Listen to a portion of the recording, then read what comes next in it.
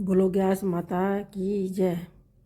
युधिष्ठिर बोले, हे भगवान कृष्ण, अब आप मुझे 26 एकादशियों के नाम व्रत विधि सहित बतलाइए तथा किस देवता का पूजन करना चाहिए यह भी कहिए।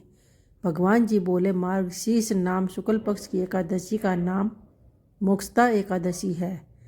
यथा नाम तथा गुण अर्थात मोक्ष देने वाला व्रत है।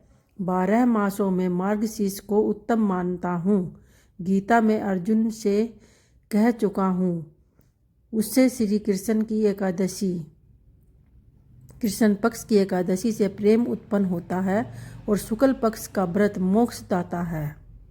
इस व्रत में दामोदर भगवान का पूजन करना चाहिए। आज व्रतधारियों को यम मान से मेरी उखल बंद लीला का श्रवण करना योग्य है। अब मोक्षदा एकादशी की पौराणिक कथा सुनाता हूँ। प्राचीन गोकुल नगर में बेखानस नाम का राजा धर्मदाता और भक्त था। उसने रात्रि को स्वप्न में अपने पूज्य पिता को नरक भोगते हुए देखा। प्रातः काल ज्योतिषी वेद पाठी ब्राह्मणों से पूछने लगा, मेरे पिता का उद्धार कैसे होगा? ब्राह्मण बोले, यहाँ समीप में पर्वत ऋषि का आश्रम है। उसकी शरणागत से आपके पिता का शीघ्र ही स्वर्ग को चले जाएंगे। राजा पर्वत मुनि की शरण में गया। दंडवत करके कहने लगा, मुझे रात्रि को स्वप्न में पिता का दर्शन हुआ।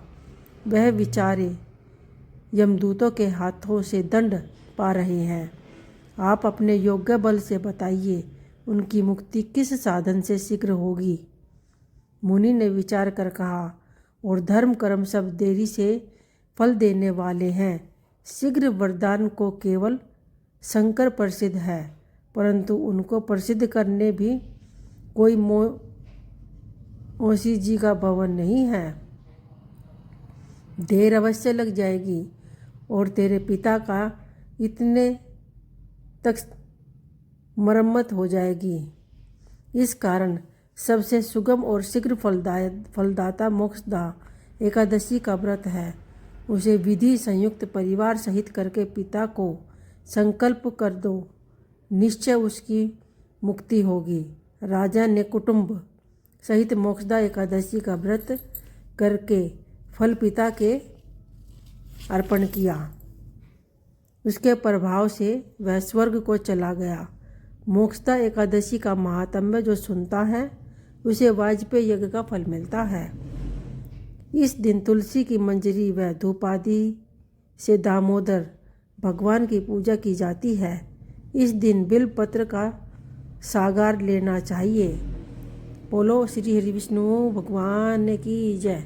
बोलो एकादशी मैया की जय।